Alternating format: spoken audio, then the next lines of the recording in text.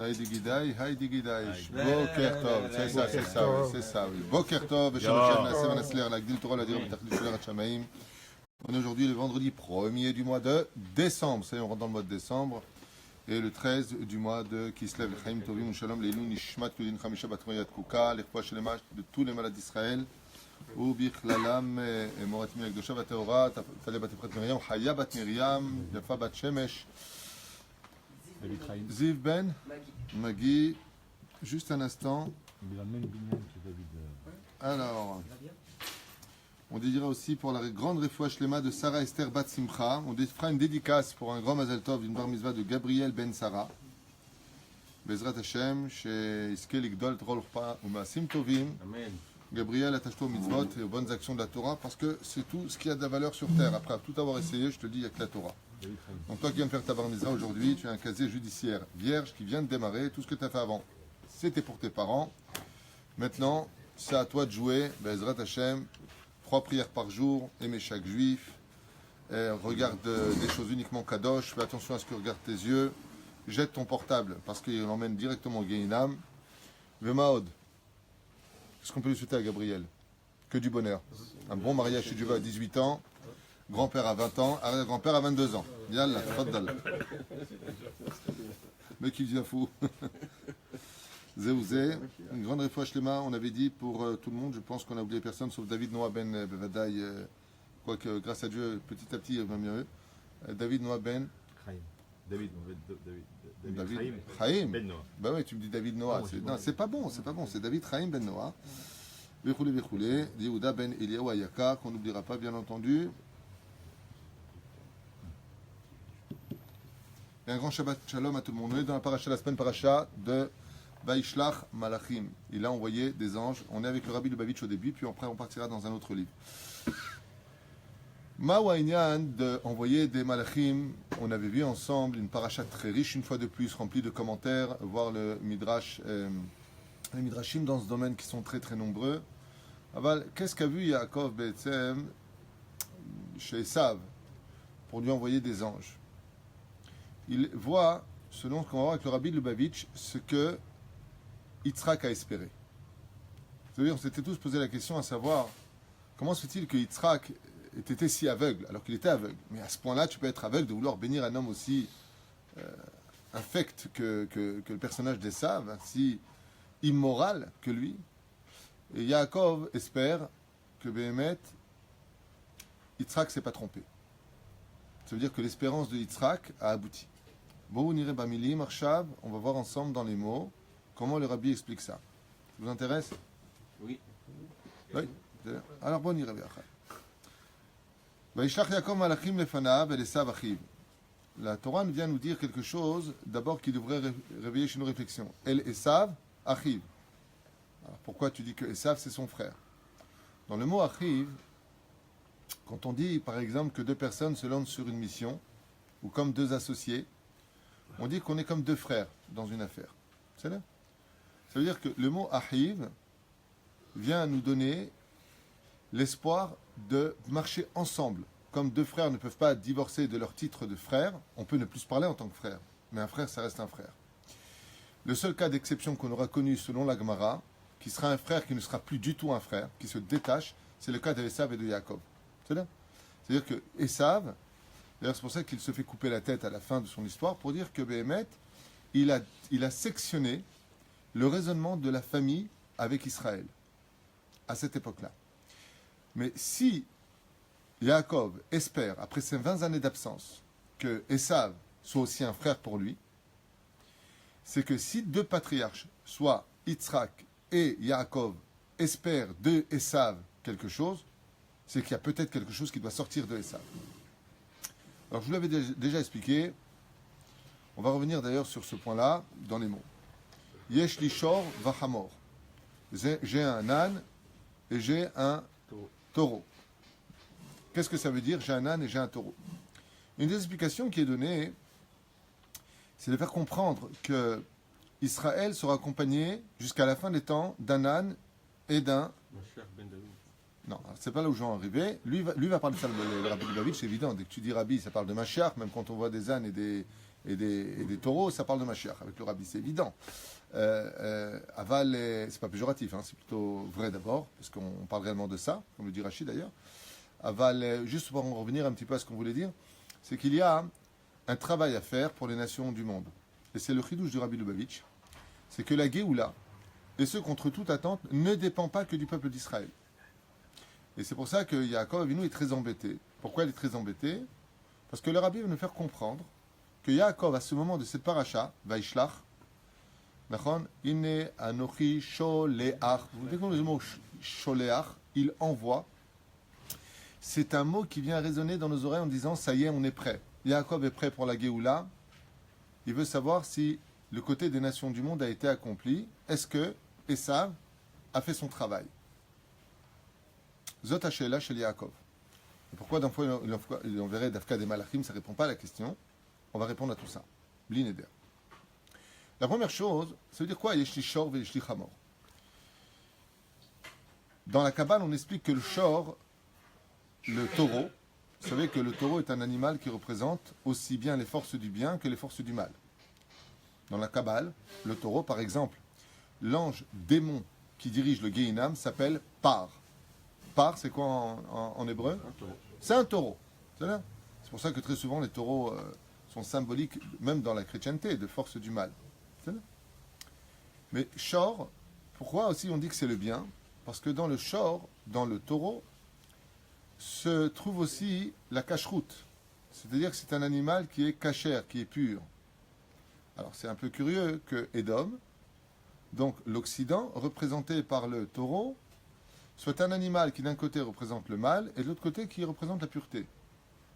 Ishmaël, lui, est représenté par le Chamor. C'est peut-être pas Minastam que Ahmed ou Mohamed, Dougma, quand tu l'écris, Mohamed, tu as les lettres du mot Hamor à l'intérieur. Parce que les sages nous disent que, je ne parle pas d'aujourd'hui, je parle avant même la création de l'islam dans les années 600 après l'ère vulgaire, 626, 627, peu importe. C'est Ishmaël, déjà à l'époque, il était considéré, comme c'est marqué dans la Bible, d'accord? Jvou lachem po'im achamor, et qui parle à Ishmaël, Eliezer. Jvou lachem po'im achamor, asseyez-vous avec l'âne. Pour symboliser que, comme c'est marqué, que le Mashiach viendra sur le dos d'un âne. D'accord? Et avant Mashiach, rochev al-chamor. La vanne, il viendra sur un âne blanc. De là, on apprendra que le Melech HaMashiach viendra sur la galoute d'Ishmaël. D'accord? C'est pas péjoratif quand on dit que nous sommes... eux, ils ressemblent à ça, lui, il ressemble à ça. Ce n'est pas de la moquerie, comprenez-le bien. C'est un état de fait. Et pourquoi cela? Parce que dans la symbolique des choses, vous allez comprendre tout de suite, eh bien, qu'est-ce qu'a apporté l'Orient face à l'Occident? Je ne parle pas des pogroms, des massacres, des Allahu Akbar et des explosions. On ne parle pas de ça. Qu'est-ce qu'a apporté réellement Tachlès, comme l'enseignent des historiens musulmans? Je dis bien, je les ai entendus moi-même enseigner.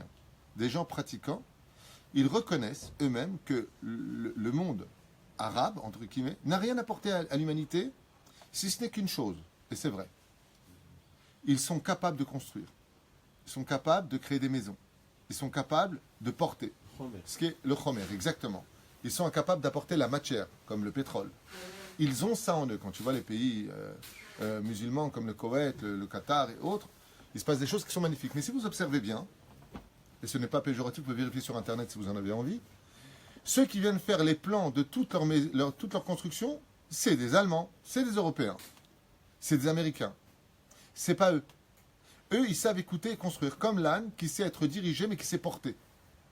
Ce qui fait que la symbolique tachlès de cet animal, c'est que c'est un animal qui porte, qui rend service, mais il a une chose, il n'est pas tahor. Il n'est pas pur. C'est pas un animal qui a le sabot fendu. Ça, c'est considéré comme étant l'Orient. L'Occident, lui, par contre, c'est un animal qui représente, on a dit le taureau, d'un côté, les forces du mal, mais c'est un animal qui est pur. Ça veut dire qu'il y a une pureté, malgré tout, bizarrement, dans l'Occident. Et pourquoi? Eh bien, parce que l'Occident, comme l'histoire de la Grèce, entre autres, a apporté un bienfait à l'humanité, contrairement à l'Orient. Ça veut dire que Tachlès, maintenant, si je vois, ne vous vexez pas pour autant, mais le côté arabe, si je peux appeler ça comme ça, donc les peuples arabes, quels sont les prix Nobel, quels sont les grands ingénieurs, quels sont les grands musiciens, quels sont. Nous, qui est sorti du lot? J'ai entendu ça de la bouche de professeurs d'université d'Afrique musulmans. C'est même pas de moi, c'est lui qui a expliqué, il a donné des noms. Il a dit, mais on n'a pas eu chez nous des ténors, on n'a pas eu chez nous des... Et c'est vrai, mais par contre, dans les guerres ou dans certains détails de la vie, comme construire, comme porter des charges qui sont impressionnantes, oui, ça, ils savent faire. Mais c'est dingue. Et eux-mêmes te le disent, même à travers l'islam. Si tu regardes bien comment ils gèrent la religion, c'est la loi du Hamor. Tu fais pas, je te frappe. C'est dingue.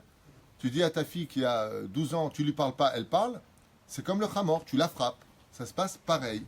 Je ne veux pas juger cette religion, je ne veux pas parler de cette religion. Je veux expliquer à travers la Torah ce que la Torah nous explique par rapport à Yesh li Shor Yesh li Hamor, qu'on se comprenne bien. Je ne viens pas critiquer ni l'un ni l'autre, j'ai pas de temps à perdre. À la limite, c'est pas là qu'est le problème. Ce que je veux simplement faire comprendre, de toute façon, avec 1 million de virus envoyés sur notre site par jour de vos pays, je peux me permettre de vous renvoyer la balle.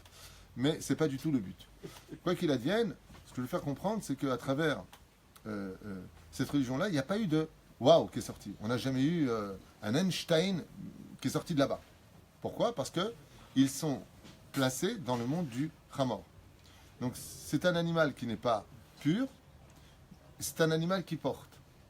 Et si vous avez remarqué, ce qui est très curieux, c'est que bizarrement, le judaïsme s'est plus attaché au monde d'une certaine façon, je dirais, arabe qu'occidental. De quelle façon? Si vous observez bien dans le Talmud, sur quoi voyageaient les Occidentaux? Sur des chevaux. Sur quoi voyageaient les Juifs? Certainement pas. Sur des Hamorim. Le Hamor d'Arbi Pinchas Ben Yair, entre autres. Et tous les autres Hamorim, Avraham Avinu. Dans la Torah, chaque fois qu'on voit un Juif chevaucher, il est toujours sur un Hamor.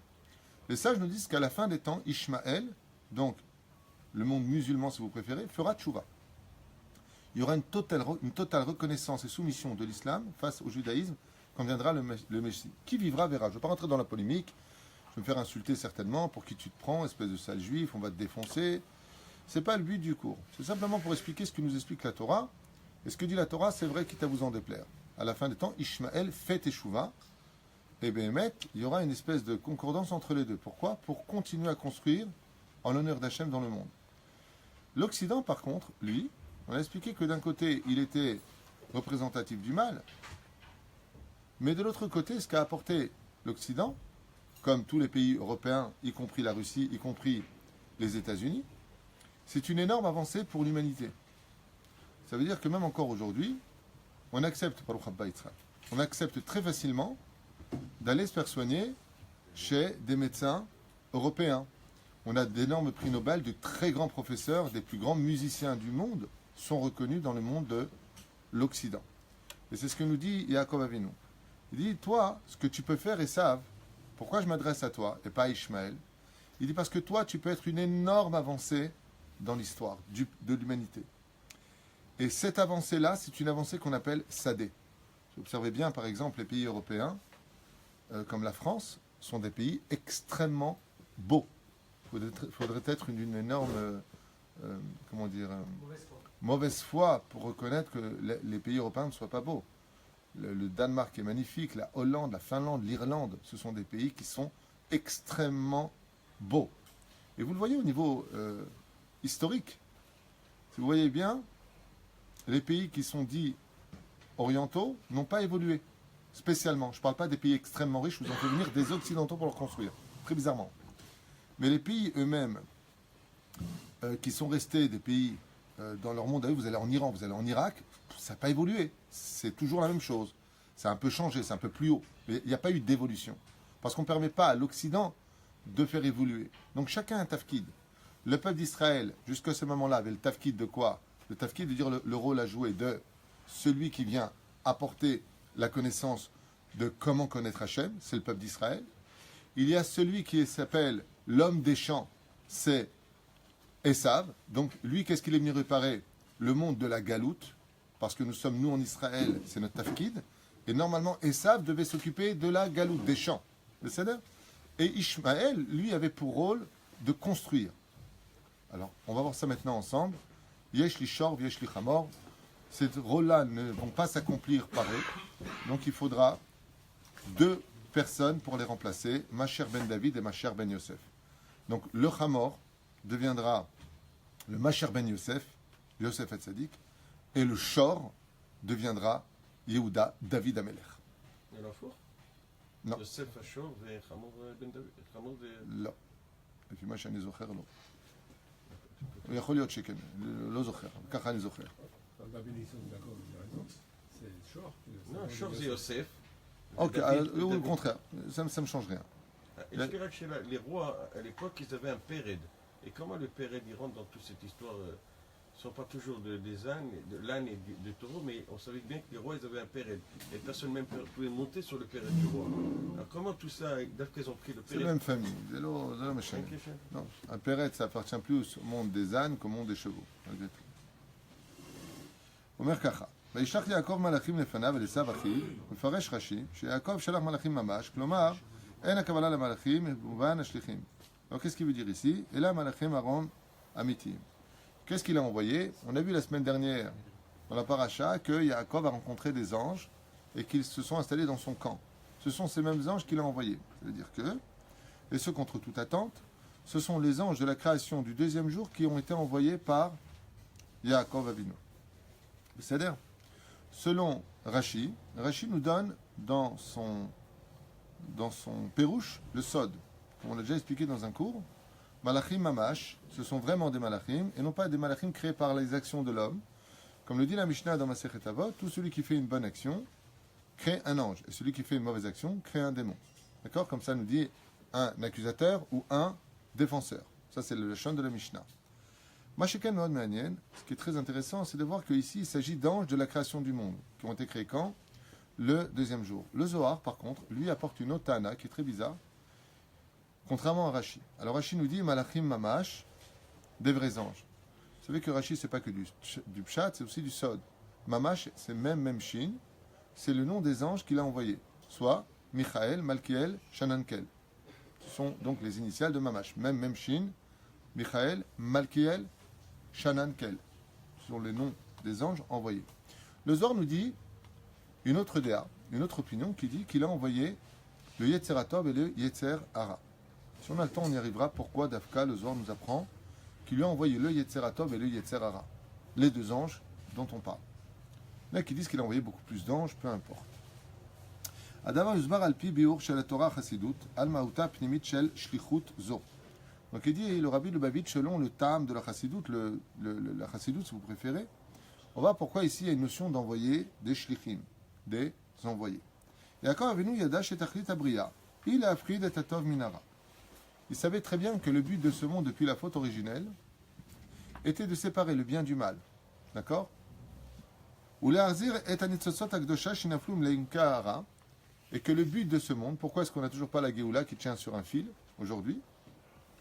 C'est parce que nous devions récupérer, malheureusement, dans la poussière de la galoute et l'histoire du bien et du mal, toutes les nitzotzot, toutes les étincelles de vie qui sont tombées dans la faute originelle, qui était le but du pourquoi on attend la Géoula. Tant que ce n'est pas fait, il n'y a pas de Géoula. Tov, El Mekoram Haïloki, le Kach Alach le Haran, il le dit ici, et c'est pour ça que Yaakov est descendu à Haran. Pourquoi? Comme on l'a déjà expliqué, dit le Rabbi, pour libérer toutes les nitzotzot qui étaient tombées dans le troupeau de Lavan. C'était la raison essentielle.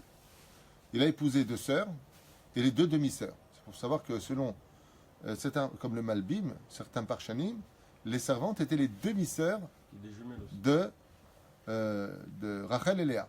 D'accord? Elles venaient de deux pilégesh, c'est-à-dire de deux concubines. Lavan n'avait pas qu'une seule femme, même beaucoup. Et donc, il a eu, avec une femme, deux filles, Rachel et Léa, et avec une concubine, il a eu Zilpa, et l'autre concubine, il a eu Bila. D'accord? Il donnera Bila à Rachel et Zilpa à Léa. Donc, qu'est-ce que fait Yaakov? Il vient à Haran, l'endroit de la colère. Et pourquoi l'endroit de la colère? Parce que la majeure partie des nitzotzot les plus pures sont tombées à Haran. Et de qui est-ce qu'on parle? Des nitzotzot des âmes juives sont tombées dans le pays de Haran. Et ils sont tombés de Imkea Klipa, dans la profondeur de la Klipa, ou dans la terre même de Haran, qui a été consommée le minéral par l'herbe. L'herbe a été consommée par Yaakov, par ses troupeaux. Donc Yaakov, on avait expliqué la dernière fois, plaçait ses troupeaux à l'endroit où il fallait manger les herbes pour que dans les troupeaux se trouvent les âmes du peuple d'Israël et des troupeaux, par la suite, vont s'élever à l'état d'homme. Donc il y a une notion, quand on dit que bizarrement on vient d'un monde bizarre, les juifs, c'est vrai qu'on vient de monde du plus bas au plus haut. Et pourquoi ? Parce qu'on est parti chercher dans le minéral, le végétal, l'animal et l'homme. Grâce aux bénédictions que nous prononçons aujourd'hui sur les fruits, sur les liquides, sur la nourriture, nous n'avons plus besoin de passer par toutes ces étapes. La bénédiction fera le travail pour nous. D'où l'importance pour un juif de faire ces bénédictions.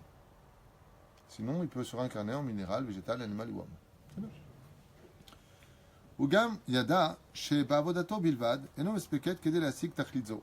Et il savait que, étant donné que dans les champs, Yaakov ne pouvait pas y rester parce que c'est l'homme des tentes, c'est l'homme des yeshivot, il savait que dans les champs, ce n'est pas son domaine. Chacun a un domaine. Qui est l'homme des champs dans la Torah ? Esav, Ish Sadeh. C'est l'homme des champs, c'est marqué noir sur blanc. Tandis qu'Yaakov est défini comme étant l'homme des temps. Donc il dit qu'il était évident que Esav, quand Dieu l'a envoyé sur terre, il devait venir avec une force différente de celle d'Esav, celle de la chutzpah, celle de l'effronterie, parce que pour affronter les clipotes qui sont dans les champs, il faut être quelqu'un d'effronté. C'est comme si que je vais me placer à rue Blondel à Paris pour mettre les tefilines aux gens. Il faut être effronté pour faire une chose pareille. Là-bas, il y avait des boutiques juifs à l'époque. Ouais. Le mec, il vient, il place là-bas les tefilines. C'est extrêmement risqué. Esav avait en lui la force de pouvoir résister à l'impureté de ce monde et d'être quelqu'un qui arrange le monde de l'impureté. Ish Sadeh, Miatzeg Orot Ailyonim. Donc, comme dit le rabbi par rapport au Soda Hashmal, car Esav pouvait représenter les lumières élevées, les lumières d'en haut. Le Yoter Shenaflu Asadeh, Shetachlit Ish Shegam, Uitbarach, Beitataken, Bezrat Hashem Gam Kaasher Olam Kulo. לא רק היהודים, אלא גם בני עשיו, הגויים, יגיעו לשלמותם, תבוא הגאולה. Et là, il dit le Rabbi Lubavitch que c'est dommage que les goïms n'aient pas compris, les nations du monde, n'aient pas compris qu'ils ont un rôle hyper important à jouer dans le respect des 7 lois de Noé, c'est bien, d'arrêter la Vodazara, de la haine des uns et des autres, véchoulé, véchoulé, et que Béhémet, s'ils avaient eu des demandes avec les sages d'Israël à savoir comment Béhémet s'arrangeait, comment faire venir la Géoula, eh bien, depuis très longtemps, nous dit le Rabbi Lubavitch, à cette époque-là de la parasha de Vaishlach, si Esav avait fait son travail, Aïta Géoula miadit. C'était tout de suite la Géoula. Après, c'est d'ailleurs une question très intéressante. On a dit, mais pourquoi les anges, ils les ont envoyés ? Au niveau éducatif, on ne voit pas des hommes rencontrer le Satan. J'ai peur qu'eux-mêmes deviennent le Satan. Donc on voit des anges qui n'ont pas d'influence, ne sont pas influencés. Mais le Rabbi nous apprend quelque chose d'incroyable. Il dit, sache qu'il y a 3 créatures, si vous préférez, qui attendent la Géoula, qui ont besoin de la Géoula. Les premiers qui ont besoin de la Géoula, c'est le peuple d'Israël, les nations du monde et les anges. C'est un chidouche. Il dit pourquoi Vaishlach Malachim, Mamash, des vrais Malachim de la création. Il dit parce que les Malachim, depuis qu'il y a eu la faute originelle, eux aussi ont perdu un peu leur degré, leur niveau. Comme il dit ici, laisse-moi chanter, j'attendais que tu deviennes Israël pour pouvoir aller chanter. Jusqu'à aujourd'hui, la création du monde. Il dit oui, à cause de la faute originelle, jusqu'à ce que toi, tu sois devenu celui qui prend tous les rôles, parce qu'il faut savoir qu'à la fin des temps, en fin de compte, c'est Israël qui prendra le rôle du constructeur et de l'homme de l'étude, donc de l'homme de l'étude et du constructeur. Et là, par contre, si on observe un petit peu les prix Nobel, les inventions incroyables, incommensurables, on emporte la main très haut. Le peuple d'Israël est un peuple qui a fait énormément évoluer l'histoire du monde, aussi bien spirituellement, puisqu'il y a eu des dérivés de notre Torah, la chrétienté qui est sortie, les sectes qui sont sorties les unes après les autres, même l'islam d'une certaine façon. Donc c'est venu beaucoup plus tard par rapport au judaïsme. Donc non seulement sur le domaine spirituel, le monothéisme a apporté un bienfait à l'humanité, mais de qui plus est, c'est là où ça va très très loin, c'est que même dans le monde de la musique, des professeurs, des physiciens, des astrophysiciens, dans la médecine, dans tous les domaines, les juifs sont en première ligne. C'est incroyable. Quand tu vois les noms, c'est incroyable. Les acteurs, les plus grandes sociétés du monde, tu vois à la tête des sociétés, c'est des juifs. Quand une fois j'étais comme ça à Los Angeles, je voyais des boutiques, et des boutiques, et des boutiques, et des boutiques, et puis pareil à New York. Et les amis qui étaient avec moi m'ont dit, mais tu sais qu'à Kippour, tout est fermé ici. Pourtant, tu voyais des Pakistanais dedans, tu voyais des Américains dedans, tu voyais des gens de couleur à l'intérieur, peu importe. Alors vient Kippour, et tu te rends compte que, en fin de compte, ça appartient à des juifs. C'est incroyable. On est si peu sur Terre, même pas 11 millions. Ou 12 millions, allez. 15 millions avec les assimilés et ceux qui ne sont pas vraiment juifs. De quoi est-ce qu'on parle? 15 millions d'individus sur Terre, c'est incroyable. Mais le judaïsme a apporté aussi bien sur le domaine scientifique, sur le domaine médical, sur le domaine de tout ce que tu veux sur Terre, et les inventions. Il faut savoir que Israël est le pays qui sort le plus d'inventions au monde par mois et par année. Roublard. De quoi? Roublard. C'est quoi? Oubla. Mamzerin, kilo. Quel rapport? C'est des roublards, quoi. C'est les moulachim, ils me disent, mais. Non. J'ai pas compris la question. Top, l'homme est chané. Chachamim, c'est ça que vous voulez dire. Un roublard, ça ne veut pas dire chachamim, si je peux me permettre. C'est Un des roublard, c'est un moulachim, arnaqueur, c'est- si tu veux. Non. Non, il ne voulait pas dire ça. Michael, t'as pas dit un mot depuis tout à l'heure. Le seul mot que tu dis, c'est une gourde. Là, t'es écologique. C'est pas Am Israël, Kilushim. Quelqu'un de roublard, ce que tu saches en français, c'est quelqu'un qui cherche à arnaquer l'autre par le vice. Hein? Il a fait tchouva. Casse-Coudin, il ne sait pas parler très bien français. C'est un Israélien. il sait pas Non, c'est parler. un Israélien, c'est un Israélien. Et toi, pour toi, un intelligent, c'est un mec qui roule les autres. Eh ben, dis donc. Top, on connaît avec le rabbi quand même, c'est important. Après 20 années là-bas, quand il a fini son travail, et Dieu lui a dit maintenant tu peux partir. Pourquoi il lui dit maintenant je peux partir et pas avant? Parce qu'il venait de finir son travail. Il dit le rabbi, il était prêt lui à vivre la Géoula. Il espérait que Esav lui aussi avait réparé ce qu'il se devait d'être et que lui aussi attendait la Géoula impatiemment, c'est-à-dire une complicité entre Israël et l'Occident. Et on voit encore aujourd'hui à la télévision ou dans les informations cette recherche de complicité que Israël recherche avec les nations du monde, avec les pays africains, avec la France, avec tous les pays d'Europe comme l'Angleterre. Israël, malgré tout le mal que nous ont fait tous ces pays-là, qui nous ont vendus facilement, qui nous ont empêchés de créer notre pays, sauf en 1948 où il y a eu un éveil à une possible, je dis bien, Géoula, eh bien, et qui a tout de suite été bien entendu remise en question. Mais qu'est-ce qui nous est arrivé? Allons, on va pas donner un pays à ces juifs. Ce qui est incroyable, c'est pourquoi, Béhémet, on a eu besoin de la permission des nations du monde pour exister en tant que pays. Israël a un Dieu et on n'a pas écouté les autres. Parce que justement, il faut qu'il y ait une complicité, pas assimilatoire, ni de mariage, Chas v'Shalom, il faut qu'il y ait une complicité entre les nations du monde et Israël pour apporter la Géoula parce qu'on a besoin de le faire. Si eux ne veulent pas le faire, nous le ferons tout seuls. Et c'est ce qui va se passer ici. C'est ce qui va nous expliquer. הדבר שגם נרמז במילים, ויהי לי חמור, הנה voilà, שור וחמור, ביקש, אומרים חז"ל, חמור זה מלך המשיח, שנאמר, אני רוכב על חמור, על rapparemment le חמור c'est המשיח בן דוד, שליחות כהונה, הגאולה שהיא תכלית כל הבריאה, שלח יעקב השליחים המכובדים ביותר, מלאכי שמיים, שלא זו הייתה בלבד, תלכה גביהם. Il dit pourquoi Dafka il a envoyé des anges, le rabbi il dit parce que étant donné qu'il était persuadé que Esav avait peut-être l'opportunité d'être son frère, aller vers mon frère Esav, le rachat, mais peut-être aussi mon frère, il dit, il lui a envoyé des anges pour dire qu'il a envoyé ce qu'il y avait de plus noble, explique le rabbi. Pas des hommes, mais regarde Esav, ce que je t'envoie des anges. Pérouche Adavar, le salaire du monde d'en haut, que le monde des anges. Et là, il faire schrout, gedola beyoter, mekevan, she'af, em et tzapim, lemechem le geoula. Pour faire comprendre à Esav que même le monde d'en haut attend la Géoula. Les anges attendent la Géoula. Ils ont besoin de la Géoula. Les anges sont venus et ont dit qu'est-ce qu'ils ont fait les anges quand ils sont partis voir Esav? Ils lui ont dit voilà, ton frère a fait son travail. Étudier la Torah, réparer le monde d'en bas, fait les bénédictions. C'est bien. Il a tout préparé. Il a tout fait. Toi, tu es prêt? Et qu'est-ce qu'il lui a dit? Je viens en guerre contre mon frère. Mashma Mikan, que non seulement il ne commence pas son travail, mais qu'il va perdre son temps à faire la guerre à Israël pour ne pas qu'Israël réussisse sa mission. Hein? Il veut détruire le travail qui a été fait exactement. Il veut donc venir et détruire ce travail-là. Av ki Yaakov gvar mukhan hageulah, are Esav terem nitbarer, banu el achicha. Hem omrim lo nitbarer shebanu el Esav. Et là, les anges apprennent quelque chose de dur. Il dit, comment tu veux que Esav puisse commencer à faire son travail, alors que lui-même ne s'est pas séparé du mal qui est en lui, c'est-à-dire, de cette loi à respecter Bessachakol, Ils font encore Avodazara, ils se plient devant des croix, ils font Matam Osim. לכן אומר, ואז מבין יעקב שהדרך של הגאולה תהיה עוד ארוכה. Et c'est pour ça qu'Yaakov dit à Esav, c'est pas la peine de marcher avec moi. Qu'est-ce qu'il lui propose, Esav? Il lui dit, dans la Torah, viens, on marche ensemble. Il dit, laisse tomber, les enfants sont rakim. Les enfants peuvent être assimilés par ta culture, s'habiller avec des jeans troués, déchirés, et même aujourd'hui pour les femmes religieuses, des jupes déchirées. Je ne sais pas où est-ce qu'on va, je suis la vérité avec la mode, mais...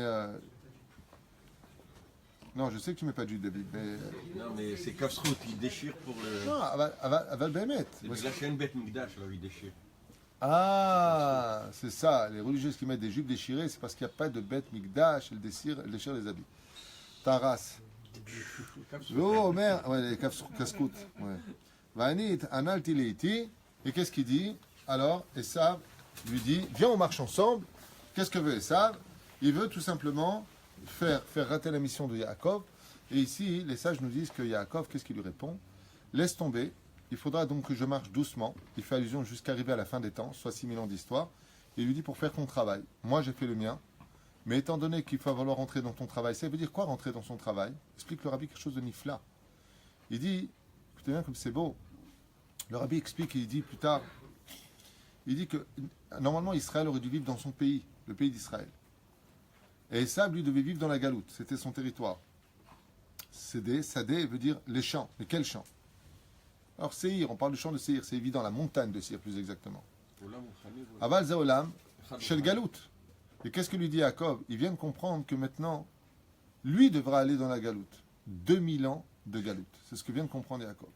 Il dit maintenant, nous, on va être obligés d'aller où? Jusqu'en Sibérie, aux États-Unis, en Australie, dans tous les pays du monde, dans les pays asiatiques. Il dit, mais pourquoi? Il dit, parce que maintenant, nous, on doit aller dans les champs récupérer toutes les nitzotzot, toutes les étincelles qui sont tombées depuis la connaissance du bien et du mal, pour les récupérer et les ramener ensuite en Eretz Israël, où Dieu fera un miracle, de ramener tous les Juifs à la fin des temps, Be'eret Israël, la Hatid Lavo, avec toutes les nitzotzot, pour qu'il y ait la Géoula. Zé la Hatid Lavo, c'est-à-dire aujourd'hui, puisque déjà, on est déjà revenu sur notre terre, et on voit que grâce à Dieu, Israël, en 70 ans d'existence, est un pays des plus modernes. On possède des appareils les plus modernes.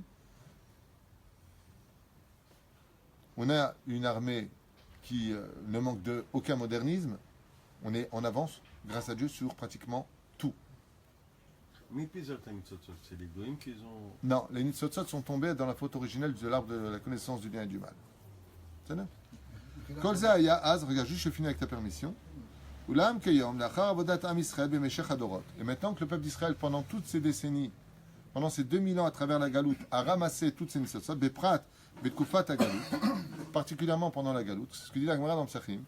C'est vrai qu'on a été puni parce qu'on a fait Avodazara, on a été jeté en galoute. Il dit, mais en réalité, le but de la galoute, que chaque juif a été placé pour ça, celui-là il va à Paris, celui-là il va à Tunis, celui-là il va au Maroc, celui-là il va en Algérie, celui-là il va. Il dit pourquoi? C'est très simple. Par exemple, est-ce qu'on peut aller en Algérie aujourd'hui? Non. Pourquoi Hachem il a fait en sorte que là-bas, les Algériens ne veulent pas des juifs même à l'aéroport? Ce qui n'est pas le cas du Maroc ou de la Tunisie.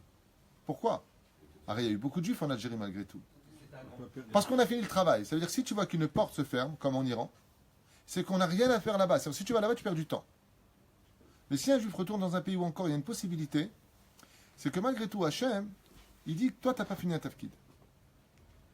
C'est aussi le cas pour lesquels, des fois, malheureusement, il y a des juifs qui redescendent d'Israël. Même si, comme dit Rabbi Nathan, si les juifs connaissaient la vraie valeur de vivre en Israël, aucune épreuve au monde ne les ferait descendre d'Israël.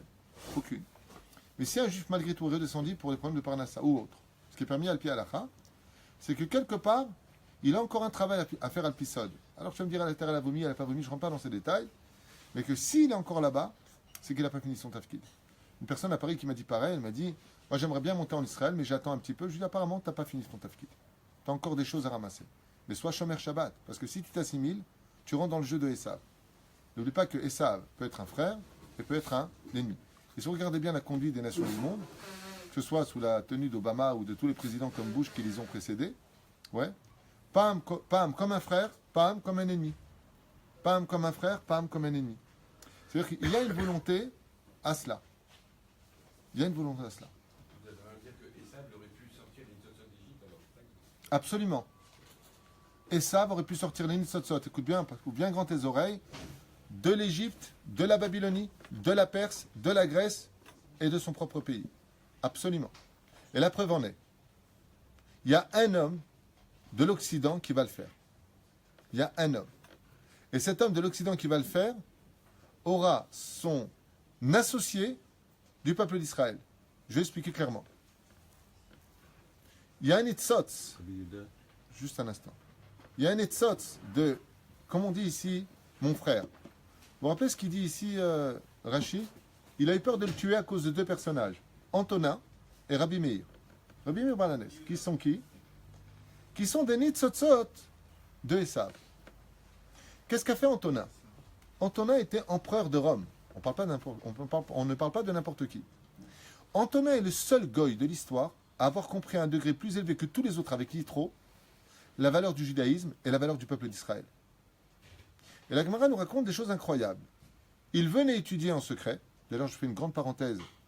Vous verrez que quand vous avez des goïms qui aiment le peuple d'Israël, ils creusent sous la terre des tunnels. Ils n'ont pas besoin de publicité. La Gemara, ce n'est pas un livre d'histoire de Tintin et Milou. La Gemara vient te dire comment tu peux reconnaître un goy qui est un vrai ami du peuple d'Israël. C'est les derniers à se montrer à la télévision. C'est les derniers à se montrer dans la pub. Quand tu vois un goy qui tient à faire de la pub pour son amitié pour Israël, c'est ou un fou, parce qu'il va se faire déchirer par ceux de son peuple ou ceux qui l'accompagnent, ou un missionnaire. Parce que dans la Torah, Antonin, qui est empereur de Rome, il a tout le monde sous ses pieds. Il sait que quand tu veux aimer le peuple d'Israël, mieux vaut te faire discret. Il creuse des tunnels. Il creuse des tunnels. Il passe sous terre. Il ne se met pas sur terre. Donc méfiez-vous un petit peu la Torah quand elle vient te dire ce qu'a fait Antonin pour montrer son amitié au peuple d'Israël. C'est qu'il n'a pas besoin de se montrer, de faire de la pub pour dire hé les mecs, vous savez, moi j'adore les juifs. Vous les juifs, vous avez raison. Battez-vous, c'est votre terre. Qu'est-ce que tu veux chez nous, toi? C'est quoi ton truc? Si tu le penses tellement beau, viens à l'armée t'entraîner. Viens agir. Ne viens pas dire. Pour dire, on sait ce qu'on a à dire. De montrer quoi? Vous savez ce que ça provoque, ce genre de choses? Ça provoque la mort du peuple d'Israël. Je veux dire comment? Ce que je vous dis, je l'ai entendu malheureusement, et que Dieu nous pardonne. Tu vois, regarde celui-là. Il n'est pas mieux qu'un juif. Voilà ce que disent les imbéciles de l'esprit. Voilà ce que ça provoque. Du mot Shemra sur le peuple d'Israël et des louanges à quelqu'un qui est un missionnaire. L'autre, il pêche. C'est pas idiot de faire une chose pareille? Ils montrent des vidéos comme ça. Ouais, les juifs, vous les juifs, j'adore les juifs, vous êtes des juifs, c'est votre terre. Battez-vous, vous êtes en légitime défense. Et t'as l'autre abruti qui comprend rien à sa vie, qui est comme ça, regarde. Dis-moi, c'est pas mieux celui-là, regarde. Regarde, c'est un goy, regarde. Regarde comment il parle mieux que nous. Mieux que les juifs. Celui qui dit une phrase pareille, En lo halek l'olam haba. Atzam aussi shemra al kol klal d'Israël. Faites très attention. Antonin. Même Rabbi Yehuda Anassi n'avait pas le droit de dévoiler à aucun de ses élèves que Antonin venait étudier la Torah chez lui. Et qu'est-ce que faisait Antonin? Takshivu etev. Antonin venait étudier la Torah chez Rabbi Yehuda Anassi. Comment? Au pied de Rabbi Yehuda Anassi. Je vous parle de l'empereur. Quand Rabbi Yehuda Anassi lui disait « Je suis fatigué, je veux monter au lit », Antonin se mettait à quatre pattes, l'empereur de Rome. Et il disait à la Torah de Rabbi Yehuda Anassi « Votre Rabbi Mori, allez al Gabi, laisse-moi le mérite d'être un tremplin pour toi, pour que ton repos d'étudier la Torah demain soit encore plus fort. » Et Rabbi Yehuda Anassi montait sur le dos de l'empereur de Rome pour monter sur son lit. La Chachamim nous disait à la fin des temps, à la tête de tous les guérim viendra Antoninus, Antonin, empereur de Rome. C'est le seul de l'histoire à avoir compris, c'est le seul guerre de l'histoire, à avoir compris à un degré hors du commun, pas simplement d'adhérer au judaïsme, comme les convertis qui disent « Pourquoi tu es juif ?» Je me sens juif, j'adore ce peuple, il fait beau tout le temps en Israël, j'aime bien, j'adore l'ambiance juive, le henné, et la Torah, j'adore les mitzvot, je me suis toujours senti juif. Antonin n'avait rien de ça, il ne s'est jamais senti juif, il n'y a pas de rapport. Antonin a compris une chose, c'est qu'il avait un rôle à jouer en tant qu'empereur de Rome pour Israël. Et il a réussi à ne pas se faire assassiner par le Sénat parce qu'il écoutait les conseils de son rave. Comme ça, c'est marqué. Chaque fois qu'il avait un problème, il disait voilà, j'ai un problème tel et tel et tel. Rabbi Yehuda Anassi lui disait fais comme ça et comme ça. Puis Toda Avak Vodarav, il partait. Il retournait dans son tunnel, porte secrète, il allait s'asseoir sur son trône. Zaya Tafkido Shel Antonin. Et c'est ce que dit Rashi. Rashi, il dit, pourquoi il avait peur de le tuer? Il dit, parce que Esav, il ne va pas faire ce tafkid. Mais il y en a un autre qui va faire ce tafkid. Il y en a un autre qui va faire ce que Esav aurait dû faire. C'est Antoninus. Donc si tu es Antoninus, il perd l'espoir. Mais ça veut dire que quoi? Quelque part, que l'Occident a une chance.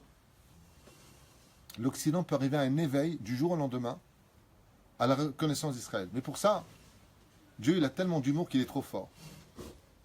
Pour que tu comprennes une situation, il faut que tu te mettes à sa place. Étant donné que depuis qu'on est revenu sur notre terre après 2000 ans d'absence, ouais, et qu'on a trouvé des squatteurs, ils adorent squatter. Dès que tu pars en vacances, ils te squattent la maison. Après, ils te disent c'est à eux. Mais on est revenu sur notre terre, incroyable.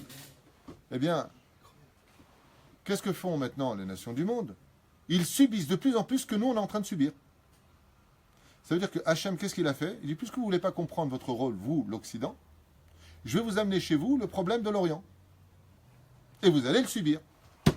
Colonisation. Et c'est exactement ce qui se passe aujourd'hui.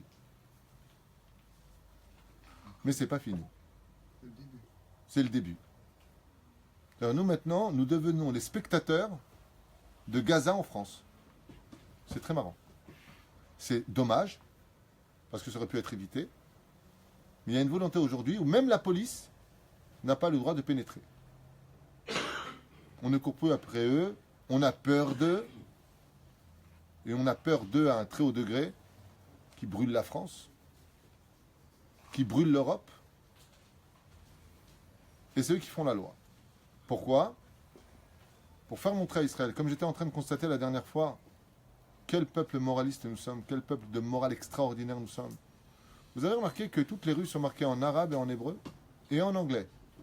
Mais vous allez dans les territoires occupés, chez les Arabes, qui sont des territoires occupés, bien entendu, et non pas des territoires occupés chez nous. Chez nous, c'est des territoires libérés. Chez eux, il n'y a pas une seule écriture en hébreu. Pourquoi ils ne rendent pas la monnaie de la pièce? Quand tu viens chez nous, toi, de Gaza, dans nos rues, tu as marqué en lettres arabes dans quelle rue tu te trouvais. Pourquoi toi, tu ne l'as pas en retour? Qui est le plus moral? Qui a le plus d'amour l'un pour l'autre? Qui veut plus la paix? Tu t'es jamais posé la question? Mais enfin bon, quand on veut être aveugle, il n'y a pas plus aveugle que celui qui ne veut pas voir. Dans toutes les rues de Jenin, Tulkarem, Hebron, Gaza, j'allais dire Mulhouse, Naplouse. Naplouse. Il y a une différence. Non, il y a plus de grande différence aujourd'hui entre Mulhouse et Naplouse et autant de beurre. Mais ce que je veux dire par là, c'est que il n'y a pas une lettre hébraïque. Une fois, je me suis perdu à Ramallah. Je suis allé à Bethel. Je me suis perdu en plein Ramallah. Et je dis, bon, je vais retrouver la rue principale. Et je regarde et tout est marqué en arabe. J'en ai voulu au peuple d'Israël en disant, mais t'as pas compris que le Hamor ne comprend qu'avec des coups? Tu comprends pas ça? Pourquoi est-ce que tu fais des rues marquées en arabe? Et quand ils viennent chez nous, ils trouvent tout en arabe. Pourquoi tu fais pas? Parce que, Bezrat Hashem, il n'y a pas plus fort au monde que celui qui dit à l'autre, qu'est-ce que tu peux me reprocher?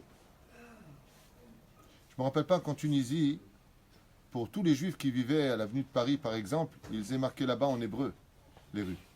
C'est marqué en arabe. Habibi, t'es chez nous, tu veux comprendre la langue, t'as qu'à parler notre langue. Zéperoucha là-bas. La vérité fait mal, mais tout ce que je dis, ce sont des faits réels. Ce n'est pas des insultes, ni des jugements appropriés à une haine quelconque. Ce que je dis, vous pouvez le vérifier. Si un mur est blanc, il est blanc. S'il est noir, il est noir. Ce que je dis, ce sont des faits réels. C'est là. Il dit, où est-ce qu'on voit maintenant qu'on a fini le Tachlit? Le but, il dit tout simplement, depuis que la Torah de la Chassidoute est sortie, on sait maintenant, Behemet, que les nations du monde, eux aussi, doivent arriver à l'apogée finale.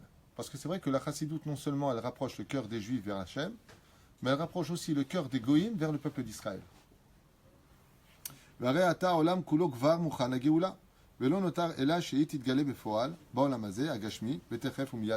ça finit le Rabbi Lubavitch en nous disant que la Géoula est prête, puisque aujourd'hui le peuple d'Israël revient sur sa terre. Nous revenons de plus en plus sur notre terre, donc on a fini le travail de la galoute. On voit que les événements font grandir le peuple d'Israël. On est 8 millions maintenant, Baruch Hashem, en Eretz Israël.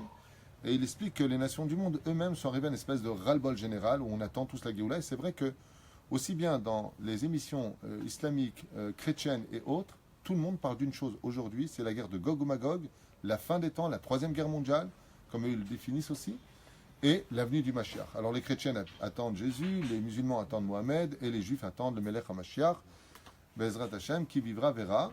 Il est évident que pour nous, il s'agit ici du Melech HaMashiach, comme on pourra le constater d'ici très très très peu de temps. Je vais quitter le Rabbi Lubavitch, même si j'avais autre chose à dire ici, pour entrer dans une autre dimension de l'étude. À propos du Yetzer Tov et Yetzer Hara, selon Zohar HaKadosh, puisqu'on nous dit que Yaakov a envoyé le Yetzer Tov et le Yetzer Hara. Et la fin, mode manienne de constater ce qu'on va étudier ici.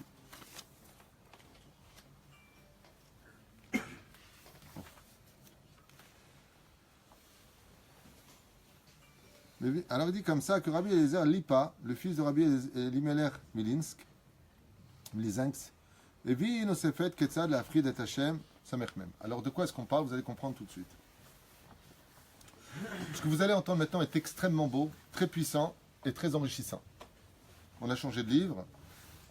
Je voudrais juste m'adresser un petit peu à la notion du Zohar qui dit que c'est Yetzer Tov, Yetzer Hara qui l'a envoyé. Pourquoi Yetzer Tov et Yetzer Hara?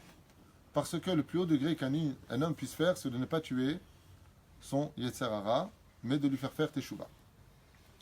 Si on parle de Yetzer Hara, vous savez que le Yetzer Hara a plusieurs noms. Il s'appelle Kessil, il s'appelle Yetzer Hara, il s'appelle Malach HaMavet, il s'appelle Douma, il s'appelle Samechmem, il s'appelle. Il a plusieurs noms. C'est là. Là, les Zohar nous dit quel nom il a envoyé. Samakel. Donc Samechmem, Aleph, Lamed. Alors écoutez bien parce que c'est Mamash Matok Advash. Maud fait. Ketzad l'Afrid et Chem Samechmem.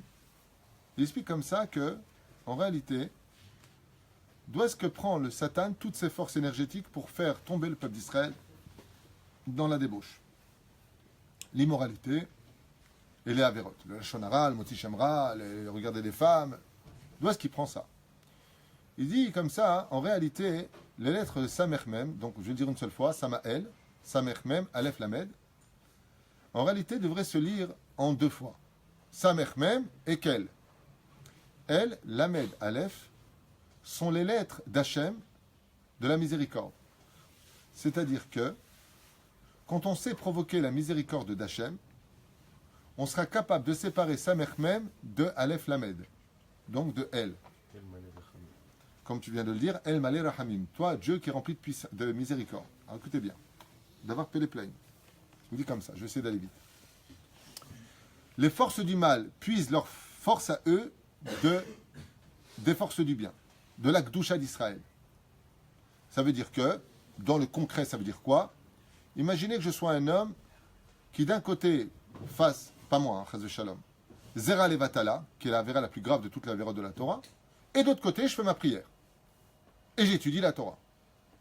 Je ne compte pas arrêter, va dire la personne, Zera Levatala. Il faut savoir que tout le Yetzer Hara de Zera Levatala va se nourrir de toute l'étude que tu vas faire. C'est ce que dit le Zohar. Sa mère même se nourrit de Aleph Lamed. Quand est-ce que j'arrête maintenant si la personne, parce que les gens qui vont contre ça, alors j'arrête toutes les mitzvahs dans ce cas-là, puisque je nourris mon Yetzer Hara. Il faut vraiment être bête pour penser une chose pareille, ou alors il faut être logique. Deux cas de figure, je vais expliquer tout de suite. Pas du tout. Tu te dois d'arrêter quoi que tu fasses, ou pas Torah, ou mitzvot, les avérotes. Si tu dis maintenant, je vais tout faire pour arrêter les avérotes et que je continue l'étude de la Torah, il est évident que les forces du mal ne se nourriront pas de ta Torah puisque tu as pris la décision de faire tes chouvas. D'y arriver ou pas d'y arriver, ça prendra le temps que ça prendra. Dieu est patient. Mais de dire, mon judaïsme, c'est, je regarde des films, je fais Zera Levatala, je dis ce que je veux et je suis religieux, si c'est ça ta vie, alors effectivement, tu nourris constamment les forces du mal avec la Torah. Référence Kavayasha, référence Zohar HaKadosh. C'est-à-dire, si tu as pris la décision d'arrêter, mais que tu n'y arrives pas, mais tu as pris la décision d'arrêter, tes forces du bien ne nourriront pas tes forces du mal. Parce que tu as pris la décision, tu as besoin d'aide. On n'est que des hommes. Hein? Si ton ratson, c'est quoi le ratson? C'est la volonté de réussir. Mais tu n'y arrives pas, tu es tombé, ben, tu te relèves. Tu as encore refait, ben, tu te relèves. Ça veut dire que tu te relèves, ne te décourage pas. Pleure le moment prévu parce que c'est vrai que c'est dommage de faire une talavera, mais retrouve le sourire parce que c'est ta tristesse qui va nourrir maintenant les forces du mal. Donc, fais tes tahanounim, pleure un bon coup et retrouve le sourire. Parce que le sourire est la seule lumière qui fait suivre, qui efface, si vous voulez, l'obscurité de la vie. Alors, regardez ce qu'il dit, Dvarim niflaim. Atuma Samech Mem, Hem, la Touma, l'impureté de Samech Mem, qui se nourrit du Aleph Lamed, Mitzad Akdusha, doit trouver son origine dans une base précise du peuple d'Israël. Laquelle? L'igrom lekar shelo ikabel et chayoto me'aot lamed Aleph. Nous, les Juifs, on doit tout faire comme a fait Yaakov. Il dit ici, le Rav, Moshe Mizrahi, pour ne pas que Chaz Shalom, les forces du mal se nourrissent des forces du bien. Le Ketzad. Hem atzilim otanu mitzad yetzer hara. Le Yetzer Hara, quand tu continues, il dit ici dans le monde des Averot, c'est ce qu'il dit Yaakov. Im lavan garti, j'ai vécu avec le mal. Vet tariak shamarti, et j'ai gardé les 613 mitzvot de la Torah. Ça veut dire quoi? Je les ai gardés. J'ai rien donné au Yetzer Hara, ça veut dire. Bazim lavan garti, ce que je viens de vous expliquer, celui qui fait des Averot et qui fait des mitzvot, qui s'en tient à faire ses Averot en disant ça va, ça me saoule, je veux pas faire plus. Tu nourris tes Averot. Qu'est-ce qu'il dit Yaakov? Im lavan garti. J'ai habité avec Lavan. Ouais. Rashi rapporte, t'as migré, ça marche, on la Gemara, et j'ai gardé. Mais si j'ai gardé, peut-être tu les as gardés, t'es un homme de Torah. J'ai gardé, j'ai rien donné au chien qu'est le Yetzer Hara. Je ne vais pas donner un os de mes mitzvot à moi. Il ne s'est pas nourri de moi. Et si le Yetzer Hara ne se nourrit pas de toi, qu'est-ce qui devient le Yetzer Hara? Le Yetzer Hatov. Donc qui l'a envoyé chez Esav? 2 Yetzer Hatov, dont un qui était le Yetzer Hara. C'est pour ça qu'il n'y a pas une plus grande source de bénédiction que celui qui est le mal, qui bénit le bien quand le mal a fait échouva. Qui va appeler le peuple d'Israël Israël?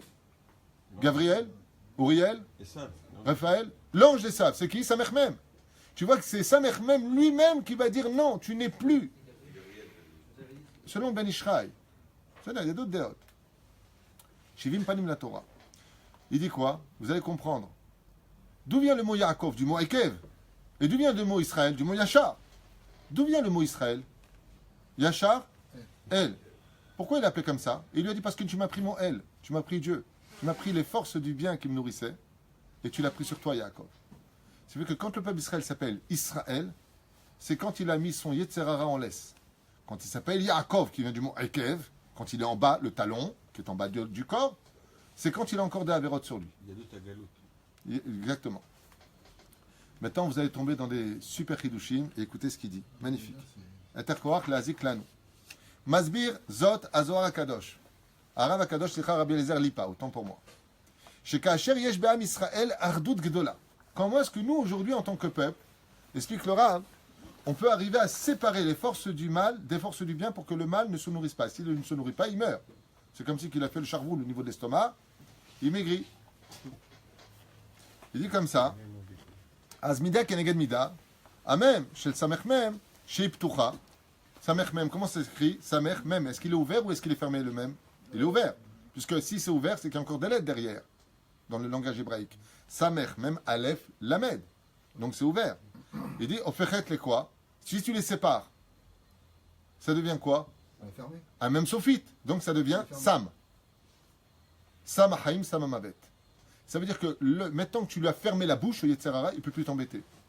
Ça devient Samech Mem. Mais plus Samech Mem, Aleph, Lamed. C'est pour ça qu'il ne faut jamais prononcer son nom en disant Sama. Pourquoi? Tu le nourris. Et regardez comment ce qu'il dit.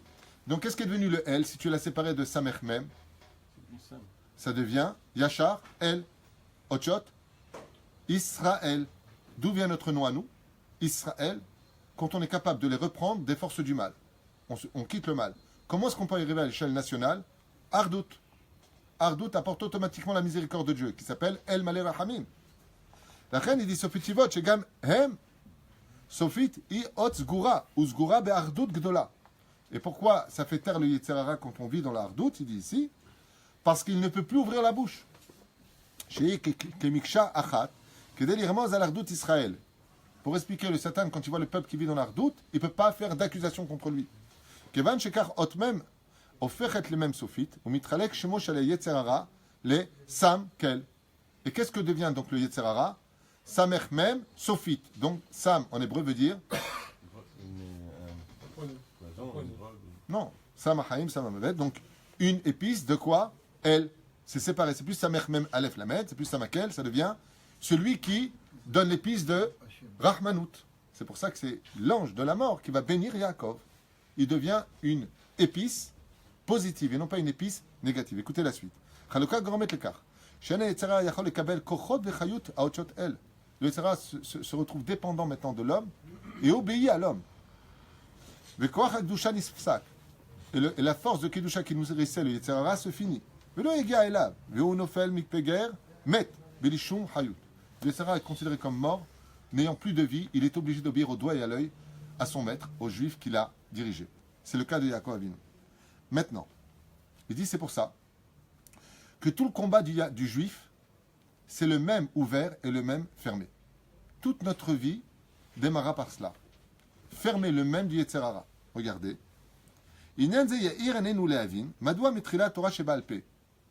La Torah orale, dans Masechet Brachot, qui est la première Masechet, commence par quelle phrase? Matai. Me et Matai. Ça commence par la lettre même. Un même ouvert ou un même fermé? Ouvert. Ouvert. Me et Matai. Et ça finit par quel Gemara? Par quel verset? Hashem Yeberchet Amo Bashalom. C'est la dernière Gemara. Bashalom, ça finit avec un même fermé. Il dit, celui qui étudie le Talmud, avec beaucoup de Yirat Shamayim, il commencera par un même ouvert. Donc si c'est même ouvert, il aura dit Yetzer Hara. Mais s'il étudie la Torah dans la Hardout, s'il étudie au nom du peuple d'Israël, tu regarderas que le même final, c'est un même sophite. Shalom. Tu veux le shalom? Ouais? C'est quand tu as fermé la bouche de ton Yetzer Hara. Premier exemple qu'il donne. Deuxième exemple, Moshe Rabbeinu avec les Meraglim. Meraglim, ça commence par quelle lettre? Même. Même ouvert. Et ça finit par un même Fermé. sophite. Pourquoi il a envoyé des Meraglim? Il a envoyé quoi? Il a envoyé les 12 tribus. Il dit les princes. Il dit Nessim. Non. Il dit Meraglim. Pourquoi? Parce qu'il espérait que la bouche du même, du Yetzer Hara, reviendrait fermée. Même sophite. Prenons le cas de l'Égypte. Mitzraïm. Si vous observez bien, qu'est-ce qu'on est parti faire en Égypte? Récupérer les Nitzotzot. Mais pour cela, il fallait se battre contre le Yetzer Hara. Mitzraïm, ça commence par un même ouvert et ça finit par un même fermé. Qu'est-ce qui me reste au milieu? Yud, Tzadi, Resh. Yetzer. Pérouche à d'avoir, le Yetzer est ouvert. C'est à toi de l'ouvrir ou de le fermer. Si tu veux vivre dans la hardoute, tu vas fermer le même de l'Égypte et le réouvrir pour toi. C'est-à-dire que tu vas fermer la bouche du Yetzer Hara et même l'Égypte te fera teshuva. Qui a réussi à le faire? Mitzraïm, le Sefer Tzadik. On voit que le peuple d'Israël n'y arrive pas. Dieu dit Redou Mitzraïma, allez en Égypte. Il va réouvrir le même, mais parce que Hachem va l'ouvrir. C'est la lettre E après le mot Mitzraïma, Gematria, Shechina. Le mot Mitzraïma des Zohar est Gematria, Shechina, la même Gematria. Pour t'enseigner que la force d'Israël, justement, c'est d'arriver à fermer tous les mêmes. Le même, c'est la notion de la vie. Comme on l'a vu, les 40 jours de pluie, les 40 jours dans le Sinaï, les 40 ans dans le désert. Le mot 40 est synonyme de vie. C'est ça? ולכן זה מה שהוא מסביר. מצרים, אומר ככה, שהיצר נכנס בין האותיות מם פתוחה למם סגורה. ליצר est rentré là-bas, כדי להפריע לישראל ללמוד תורה וקדושה. Pour empêcher, la racine du mot yetzer, pour empêcher le peuple d'Israël de grandir en Égypte dans la Kedusha. וגם יקבל מילה מצרים, שיש מתוכם יצר. Et donc, qu'est-ce qu'on a dû faire, nous? L'isgor auto. Quand on est sorti d'Égypte, on a fermé l'Égypte. Comme ils ont dit, Mitzrayim sgura alechem. L'Égypte est fermée sur vous. Quand on arrivait à Yam Souf, qu'est-ce qu'ils ont dit? Vesagar alem et ayam et amidbar. Il a fermé sur vous. De quoi est-ce qu'il parle? Il parle du même. Et qu'est-ce qu'on a répondu, nous? Désolé, nous ressemblons à une naissance. Comme vous savez, le même ouvert ressemble à une femme. Il y a une tête, le vav, le corps, le ventre gonflé et la sortie d'Égypte. Quand on prononce la lettre même, c'est pareil. C'est-à-dire? En nous, Ah oui, tout à fait. Très belle réflexion du professeur ici présent, M. Lévy. Professeur Lévy, professeur de philosophie, si je ne m'abuse. C'est vrai que la lettre même, pour la prononcer en hébreu, il faut ouvrir et fermer la bouche. Incroyable. C'est vrai que quand tu le dis, tu le fais. Et c'est exactement le but. Je m'arrêterai là parce qu'il est tard. Mais les Srachamim nous disent Maasa Yaakov, quel malachim il a envoyé. Si vous observez bien, le mot malachim commence par la lettre même ouverte et finit par un même fermé. Pour t'enseigner que le but du monde, c'est de fermer la bouche à son Yetzer Hara. Ici, il explique ça par le domaine de l'Ardout à l'échelle du klal, c'est-à-dire de la nation d'Israël. Il faut absolument qu'on s'aime, qu'on se respecte, qu'on ait du kafsrout entre nous. Et à l'échelle individuelle, que Béhémet, la personne, travaille son étude de la Torah, comme la première lettre du chasse commence par la lettre même, qui est ouverte et finit par Hachem, V'rechtamo Bashalom, la lettre même Sophie. C'était ma question tout à l'heure. Pourquoi dans le monde entier, quand on dit le rabbi, pourtant il y en a eu des milliers de rabbis, on sait que le rabbi c'était le rabbi de New York, on parle de lui. Pourquoi quand on dit Rabbeinu, on sait que c'est Rabbi Nachman? La question c'est pourquoi quand on dit le rabbi, on sait que c'est le rabbi de Lubavitch, et quand on dit... Rabbeinu, on sait que c'est Rabbi Non, mais Nachman. tout le monde ne dit pas Rabbeinu pour Rabbi Nachman. Oh, ouais, c'est vrai, Rabbi Oui, Nachman. enfin bon, Et Rabbi, on sait que c'est le Rabbi New York. Pourtant, il y en a eu des milliers. Le Rabbi, on sait que c'est le Rabbi vient du mot. D'abord, en général, on appelle Rabbi que celui qui a vécu en Israël. D'accord? Le Rabbi Lubavitch n'est pas simplement appelé Rabbi simplement pour ça, mais parce que Rabbi, c'est l'aide du mot Resh Bet Yud. Rosh Bene Israël. C'était la tête des enfants d'Israël. Et on ne peut pas dire le contraire. À mon avis,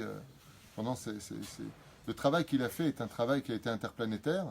Et il continue après son travail. Et il est un peu l'héritier, je dirais, de toute la chassidoute. Surtout basé selon le Balatania. Très proche aussi de Rabbi Nachman de Breslev. C'est pour ça qu'il y a beaucoup de Lubavitch qui se trouvent aussi à Ouman. Maintenant, Rabbeinu, c'est Rabbeinu. C'est un langage que nous donnons parce qu'il le mérite.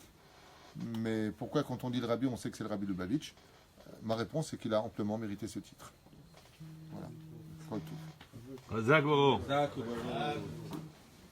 Guten Shabbos.